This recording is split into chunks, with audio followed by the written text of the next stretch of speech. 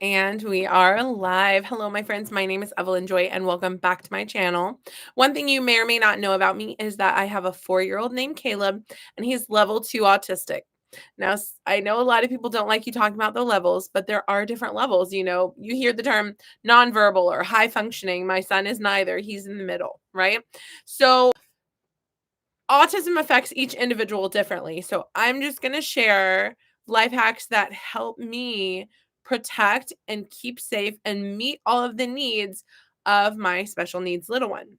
Now, so Caleb just turned 4 years old. His comprehension of spoken language is more like a 1-year-old, and he's non-conversational. In other words, he knows his letters, colors, numbers, shapes. He's starting to learn some animals. He knows nursery rhymes. He knows very simple sentences, but he's non-conversational. If you say, "Hey, Caleb, how are you?" or "What's your name?" no response. If you say, "Pick that up and give it to me," no response. He does not comprehend that yet, but in the future he will probably. Okay, so one of the things that helps keep my son safe, because he knows how to unlock doors and he knows how to turn doorknobs. These doorknob covers. Now, a lot of the doorknobs in my house do not fit the normal, typical, regular white doorknob cover that you'll buy in the store. Do not fit most of the doorknobs in my house. So somebody invented this amazing doorknob cover. It's brown. You can find it on Amazon. Just look up brown doorknob cover or black doorknob cover, right? And it has this amazing doorknob cover that fits on any and all doorknobs that are, not like a handle, but any regular doorknobs. It fits on any and all of them. And it's made in a way that your child cannot take it off. I love this because my 3 big kids can open the door and Caleb cannot. What doors do I have this on? First and foremost, the exit doors. So the front door, the back door, the door to the basement. Secondly, the door to the sister's room, so he doesn't go in his sister's room. Before it was so he wouldn't climb up their bunk bed and get stuck. Sorry, that was a little fly. Before it was so he doesn't go on the bunk bed and get stuck, but now he knows how to get off bunk beds. But he will, if his sisters left the door open, he would go in there and mess up their room, and they don't like that. So we keep him out of there. Put these on the door to the basement. I'm in the basement right now, so the door to the garage, because that's another exit, so like once we have him in, and then the doors to the bathrooms so that he doesn't splash in the toilet, play in the sink like he loves to do. And he has his potty, so he's potty training. His potty is outside of the bathroom, it's in the living room. So okay, so that's the first and foremost. Obviously, my son's never tried to put anything in outlets, but I would not put it past him. So just to be safe, outlet covers on any exposed outlets, especially the ones that are at his reach, the lower ones on the ground or not covered up by any furniture or anything. This is important just for safety.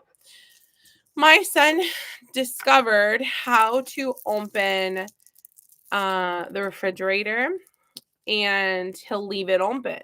Now, our refrigerator, I'm lucky that our refrigerator has 2 doors and it has handles. This kind of lock only works if you have 2 doors with handles. Now, this is perfect because my big kids know how to open this buckle so they can get something out of the fridge. I am not against Caleb getting an apple out of the fridge, getting grapes out of the fridge, getting a snack out of the fridge. I'm not against that. What I'm against is him leaving the fridge open and everything going bad inside, So we put this. Also, the cabinets. We have cabinets under the sink that has cleaning supplies. He knows how to open those cabinets. So if we put this on the handles, suddenly he does not know how to get in there and get to the cleaning supplies. Thankfully, he's never gotten a hold of cleaning supplies and done anything with them, but he's opened those cabinets before and really concerned me, right? We've got cabinets that are full of cereal. Again, I am not against him eating cereal for a snack, but I am against him dumping everything out and making a huge mess. So we put these on cabinet doors, closet doors, because we have like closets that have like 2 doors with like a handle, and the refrigerator. So I've got these on like 6 different places. So anyway, it's great because the other kids, if they need to get something out of the cupboard, like a plate or a cup or something, they can, but they can close it back, right? Because Caleb just likes making messes and playing and making messes. The next thing that's difficult with autism is little kiddos with autism. For me, it's very similar to having someone with 1-year-old comprehension, but 4-year-old abilities. So he has the ability to unlock the door, open the door, but he doesn't have the ability to understand the explanation when I tell him why he cannot play in the toilet. You know what I mean? So he has the ability to get in there. So the doorknob cover really helps, and we just keep the door closed. So let's see. I've got a list, so I for sure talk about everything. Brushing teeth is a challenge. My son had to get a lot of dental work done because he was grinding his teeth, and he would sometimes at the park like get a hold of gravel and like chew on gravel. So he had 2 teeth that were broken. So we actually at the dentist, is really unfortunate and sad. At the dentist, we had to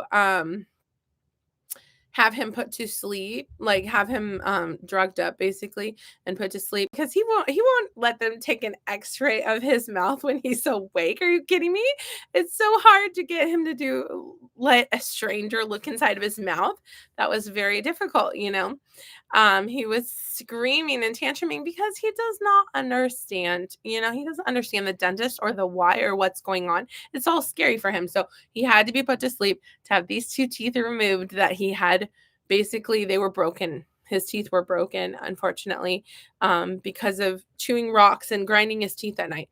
And his teeth in the back, maybe like 2 on top and 2 on bottom, those ones, they put silver caps on them because at the dentist, if you're awake, if you're a kid and you're awake, you can get a filling. But if you're asleep, they go ahead and put a whole silver cap on the tooth because that prevents future like decay and stuff. So he's got a mouthful of metal in the back, but thankfully all of his teeth in the front, like when he smiles, all of his teeth are white. So we're blessed that all these teeth were unaffected. But the ones in the back, he's got 2 teeth and spacers that were 2 teeth that were taken out and spacers that were put in. He's got 2 silver teeth on top and 2 silver teeth on bottom. And that's unfortunate that that happened. Again, like I'm a mom of 4, right? So it's not like I'm so bad with dental hygiene with my children or something. He's my 4th child and he's the first one to need fillings. But so how do I convince him to brush his teeth? We watch on my phone a little video with Elmo that's called Brush Your Teeth, and it shows different children brushing their teeth and Elmo with teeth brushing his teeth and stuff. And it's the song Brush Your Teeth. So first I start off to get him used to brushing teeth. I start off with just a toothbrush with water on it, and I try to, you know, brush his teeth with it. And then he ends up with the toothbrush and he tries brushing his own teeth.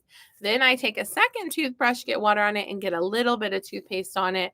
And I'll convince him to let me brush his teeth and get in there real good. Sometimes he will brush his own teeth with toothpaste real well. And that's when you really encourage him and say, "Well, good job, buddy. You know, great job." But just having that visual aid, sometimes he will be refusing to brush his teeth until he sees the video, the child propaganda to get him to brush his teeth, which is the Elmo song. And by the end of the song, you know, the length of the song is made so that's the length you should brush your teeth for, right? So, all right. Next up, the next problem with autism with little ones is, and sometimes big ones too, depending on the kiddo, eloping. What is eloping? Eloping is running away. You see, when you have a toddler that runs away, you can say, "Hey, Caleb, come back," and they come back. There's a lot of things I've done to keep Caleb safe, and I'm so thankful that he is alive and well at 4 years old now, because eloping is very, very scary. So eloping is when little ones just always want to run away from their parents, run away. So we have to go to parks that are not close to traffic, parks that have fences. I dress him in bright colors. Sometimes I have him in overalls so I can grab him easily. And another thing I have done and had to learn to do from a young age is never play chasing games with him. Never teach him it is funny or fun to run away from mama. Never laugh at him running away. Never encourage him running away. But whenever he runs away, take it very seriously. Also, I walk to him when he's running away from me. I do not run after him. And I call his name and I tell him to come back. I do run if he's running towards the parking lot, or if he's running towards a creek, or he's running towards danger of any sort. That's when I run.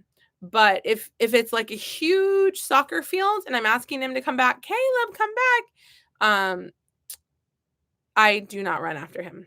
Sometimes I get his siblings or friends that are nearby to help me get a hold of him, and bring him back.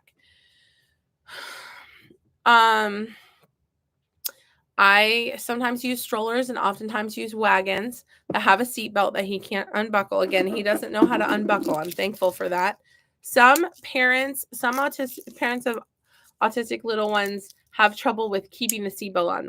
My son does not know how to take the buckle off on his seatbelt. He will wrestle me until I get the seatbelt on, but once it's on, he cannot take it off. I'm so thankful for that.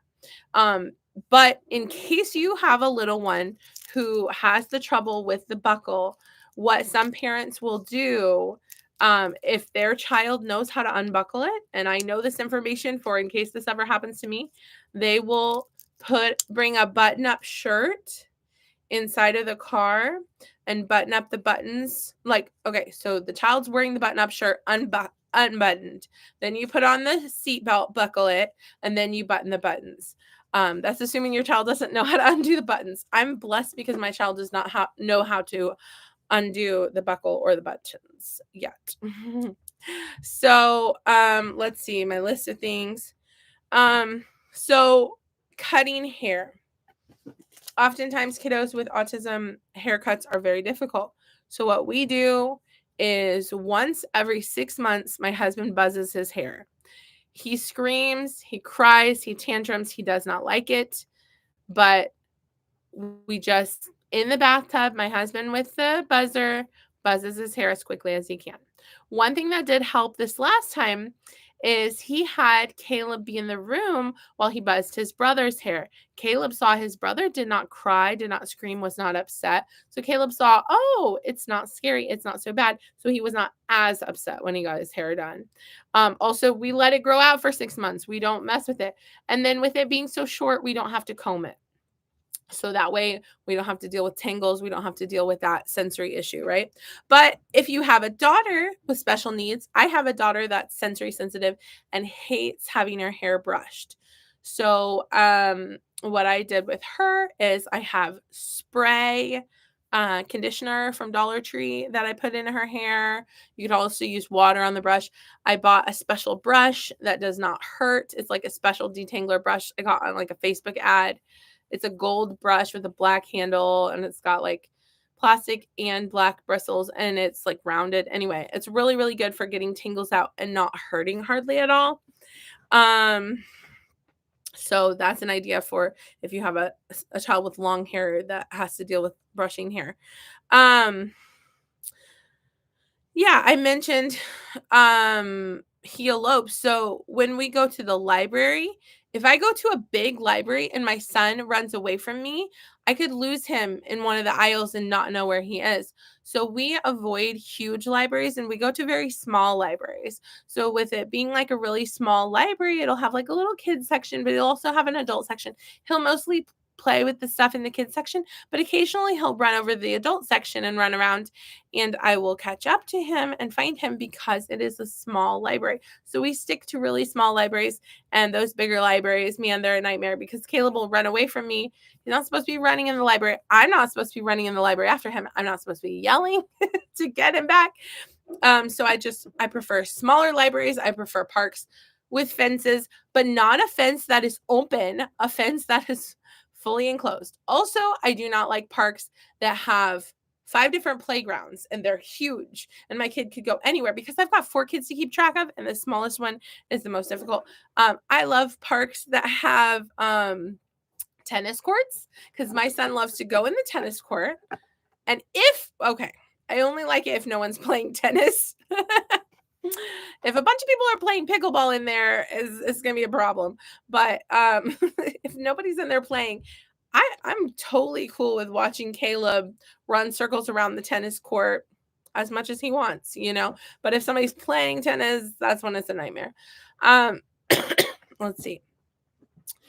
When we go to the zoo, I use a wagon with a seatbelt. I bring snacks. I bring his cup of water.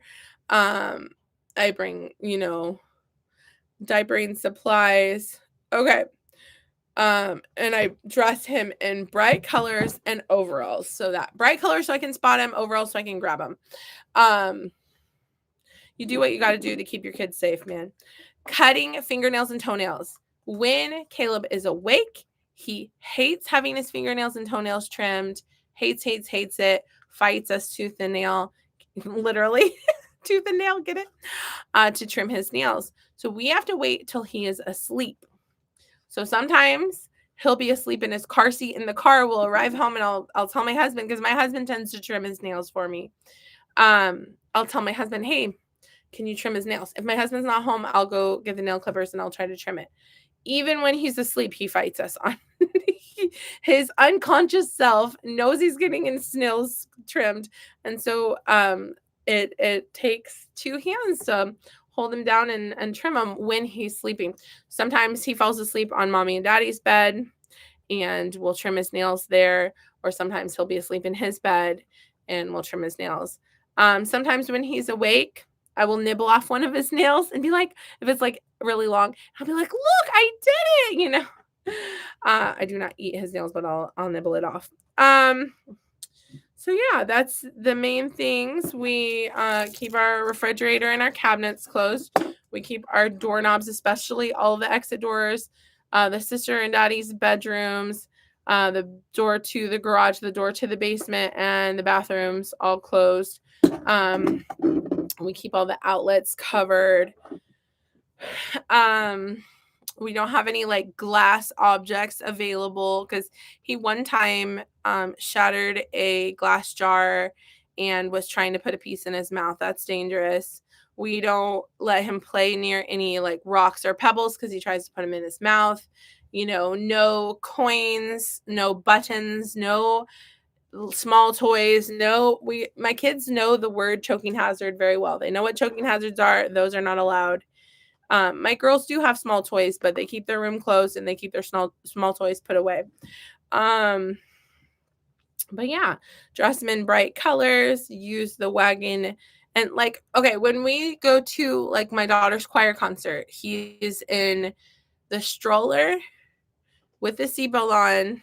He's got snacks and like sippy cup, and he's got he'll be watching like YouTube videos on silent, like CoComelon and stuff, or like on like 1% volume, so that he won't. Because if he were just in the pew with us, he would be running, screaming, trying to go on the stage, all the things. So yeah, church can be difficult because he's outgrown the nursery. So we've visited a lot of different churches. Some churches handle him well, some don't. So we've got a couple of churches we like that they take good care of Caleb and they understand, and other churches don't. The fact of the matter is not everybody's set up for special needs little ones. Not everybody understands. I love it when I'm like start to explain how my son is, and the person that works there's like, I understand my grandson's autistic and he's the same way. Great, you get it.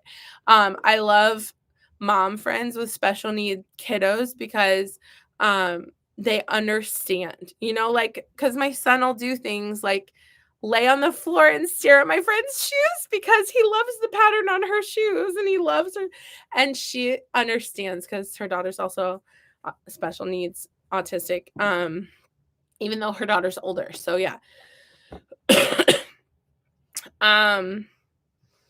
That's everything on my list, but I feel like there's more things to talk about. Okay, so I have had to teach him multiple times not to bite.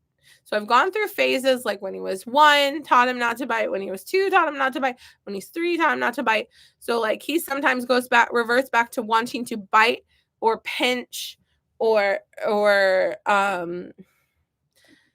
he doesn't like hit or kick, but push sometimes. That's why he outgrew the nursery, because he can't push the little babies.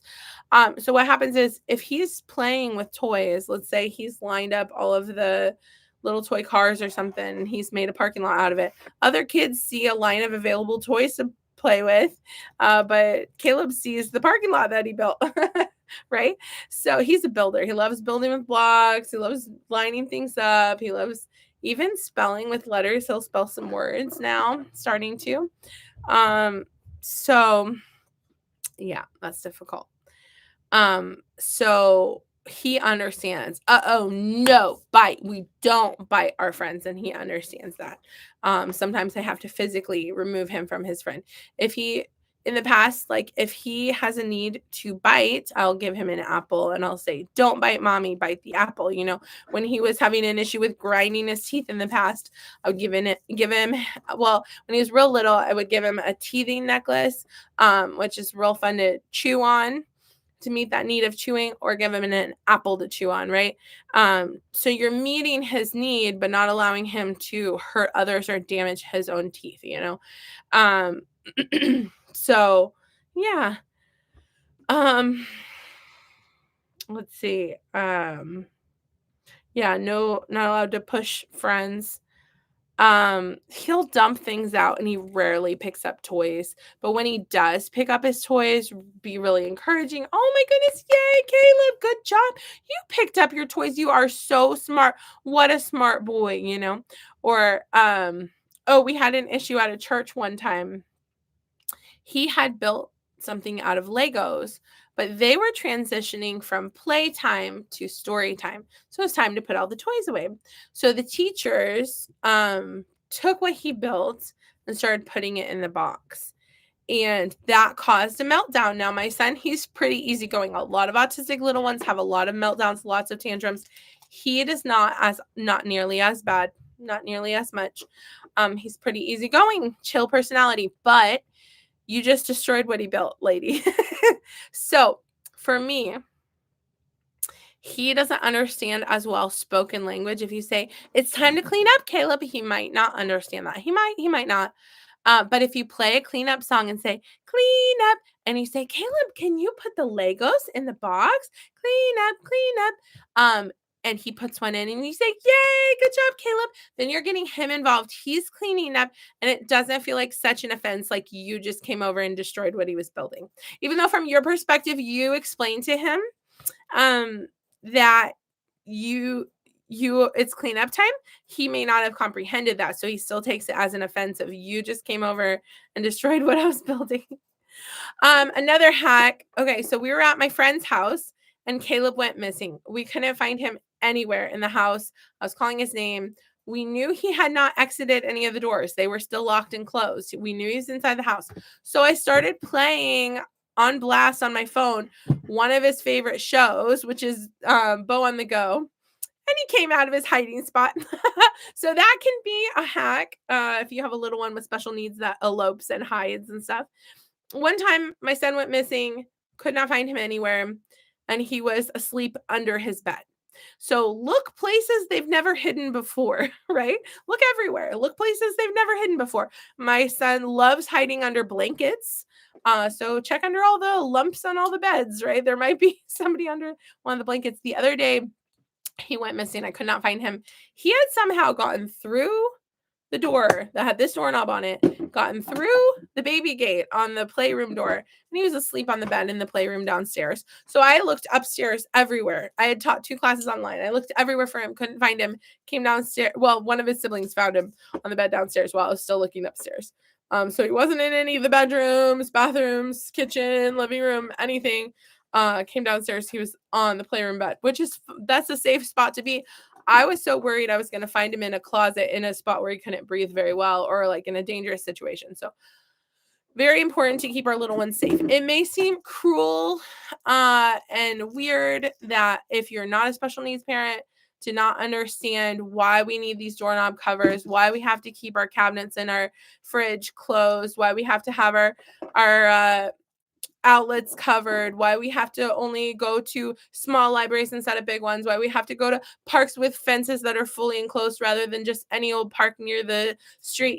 You may not understand, right? You might see my kid jumping up and down, flapping his hands excited and be like, what's with that kid, right? You might see my kid laying on the floor because he's taking a brain break because he did all the things until he ran out of emotional energy and he's taking a little brain break. He might be hyper focused on the chess set at the library, and we might have to leave because he's not allowing adults to play with it, because in his mind he lined up the chess set how he thinks it should go, pretty close to how it's supposed to be, and he doesn't want anybody to play it. He doesn't want anybody to mess up what he built, right? So it's time to leave the library because he's going to get pretty upset when a couple of adults want to play with the chess set at the library, right? So yeah, he loves puzzles. He loves the alphabet. I got him alphabet letters and numbers that are for the bathtub. And let me double check something. Yeah, we're good. And he surprised me because one day I spelled Caleb, Caleb, on the bathtub. Then, we removed it. The next day, he spelled Caleb. I looked down, I looked up. I was like, he is spelling his name. He spelled Caleb. Then another day, he spelled sled yesterday. He was sitting in the car saying S-U-N, sun. So that's called hyperlexic. Now, other kiddos who are autistic sometimes read whole books. So he's not super hyperlexic. He's just a little hyperlexic, right? But he knows all of his letters. He knows the letter sounds. Colors, numbers, shapes, just starting to say like animals and animal sounds. But he doesn't say like his siblings' names. He'll rattle off. One time he did this. He has a backpack. Oh, that's the other thing. Well, anyway, I'll finish this story first. He has a little backpack that has the Paw Patrol on it, and I was trying to convince him to wear it. So I was telling him who was on it, like Marshall, Sky, Everest, the names of the Paw Patrol. And then he sat there and rattled off all of the names of the Paw Patrol in the same order they say on the show. I'm like, if you could say your siblings' names, that'd be great. Like, that is so cool. Rocky, Sky, Zuma. He knows it better than me in the correct order because I don't even know it. So the other thing is, forgot to mention wearing shoes. My son hates wearing shoes. He refuses to wear shoes. Socks and shoes are the bane of his existence. So what I do, because it's winter time, judge me, don't judge me, I don't care. I take him in footy pajamas places because got to keep his feet warm. I take him in footy pajamas places. And you can put footy pajamas and put overalls over it if you want it to look more like an outfit or whatever. I will put his shoes on him and make him wear his tiny little toddler backpack that has his, his diapers and his pull-up, his pull-ups and his wipes and his sippy cup in it, and make him walk beside me. He'll want to flail on the ground, want to throw himself to the ground, but I make him wear his shoes and his backpack from the car, and I park as close as possible from the car to right inside, right?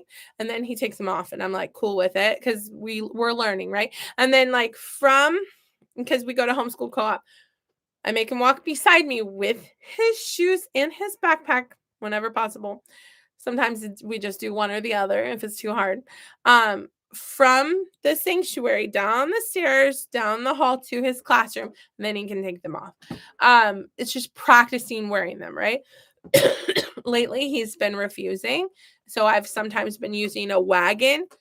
So occasionally I've had him refusing to wear shoes, refusing to wear socks, and he just has, pants, coat, long sleeves. It's winter, and I just park close to the entrance, and I just take him inside. Sometimes I carry him on my hip, sometimes I use the wagon. Sometimes he's walked beside me barefoot on the sidewalk, but I make sure there's nothing sharp or anything. But just trying my best to meet all of his needs and keep him safe as a 4-year-old who comprehends like a 1-year-old, so he's big, he's smart, he's got a lot of abilities, but his comprehension is behind. He'll catch up eventually. in his own time, you know? But yeah, just learning as a special needs mom to understand his perspective and not get frustrated, but understand and explain part. It's not just I have to understand him. I also have to explain to other people. Please don't let my child out of that gate. Please don't let my child out of that gate right now. I'm trying to keep him contained. I need to keep him safe. Inside the Children's Museum, which is a pretty good enclosed area, there's a lot. It's an open concept children's museum. There's a lot of places he can run off to. He has gotten out of my view before when I thought he's in the water area and then suddenly he's gone. And I've had employees tell me he's outside in the fenced in area. It's not open, but he's outside playing with sand. So the employees helped me find him. One time he went missing. He wasn't in any of the favorite locations and he was over in the diaper changing area playing with the sink. So sometimes going places like that can become too much. So I just always have to put him in brightly colored clothing and keep very close watch on him and just do my best. Go on days when there's not as many people, I guess.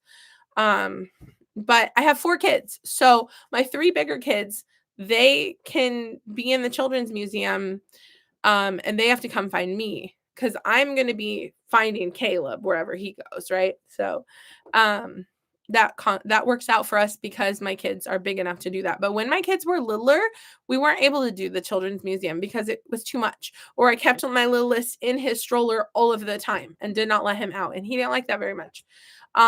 So yeah. But the Children's Museum is really fun because it's got fountains and water to play with. Oh, our homeschool adventures is just tuning in. Very cool. So I'm talking about my autistic 4-year-old and how I meet his needs. He likes playing with the balls in the ball area. He likes playing with the little toy cars. He likes playing with you. Okay, so you play pretend in the little grocery store, and all the other kids have carts that they're filling up with all the plastic fruits and vegetables. What he's doing is he's putting all the apples together, all the red apples in the spot where the apples go. He's being the grocery store attendant. He's being the stalker at the grocery store, basically. He's lining up all the carrots perfectly, and then he'll jump up and down, excited, flapping his hands, and say, "Orange carrot" or "red apple."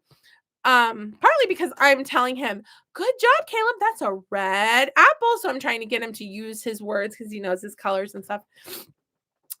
When his 3 bigger siblings are at Awana on Wednesday nights, I sometimes take him to the pet shop if I need to buy some rabbit food or rabbit hay, rabbit bedding for our pet rabbits. And we'll look at the birds, and I'll encourage him to say bird. We'll look at the hamsters and the fish. It's lots of fun. So on his birthday, I took him to the pet store. He loves the color red and he loves balloons. So for his birthday, when he turned 4, I went to Dollar Tree, got a package of red balloons, 20 red balloons.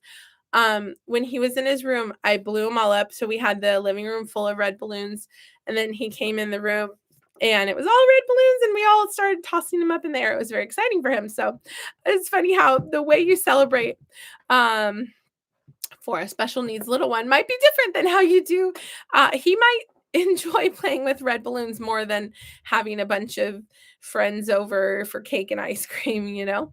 So yeah, lots of fun. Anyway, I think that's mostly the things that I've been teaching my son. So just as an overview, what we talked about is we talked about child proofing to keep him safe, clothing choices to keep him safe and meet his needs as far as keeping his feet warm when he hates shoes, how I trim his nails, brush his teeth, and how we cut his hair. And yeah, those are the main challenges with Caleb. When I talk to him, I guess I didn't mention this yet. When I talk to him, because his comprehension is more like a 1-year-old, when I talk to him, I have to use very simple sentences. For example, the librarian went over to him and was trying to say, "Hey, little buddy, remember how I told you how we don't need it?" Blah, blah, blah, blah, blah, blah. He does in one ear and out the other. He does not comprehend all of those words. But if you say, "Uh-oh, shh, shh, Caleb, uh-oh, too loud, shh," he'll understand and he'll maybe even imitate, shh, kind of like a 1-year-old, right? But if you say, hey, little buddy, we can't talk so much in the library, or we have to be quiet, or we can't run, blah, blah, blah, blah, blah. He's not going to understand all that. You've got to simplify it to a couple of words. So if he bites a friend, I say, no, Caleb, we don't bite. Oh, no, that's not nice. When I'm cooking in the kitchen, and he comes close to the stove, I say, it's hot, Caleb. So he knows how to say hot. Hot, it's hot. So he knows not to touch it, because there's maybe been a time or two when he's touched some food that was a little hot and I said it's hot, or a plate, but thankfully he's never burned himself, right? So he understands hot. If I make a pizza and he wants to touch it, I'm like, uh-oh, it's hot. So he understands that it's hot because I'm just using a simple word. Mama. Yes, darling. Oh, okay. There's another one. He likes taking his clothes off, so I have to go put his clothes back on. All right. Thanks for watching. Bye. What's this?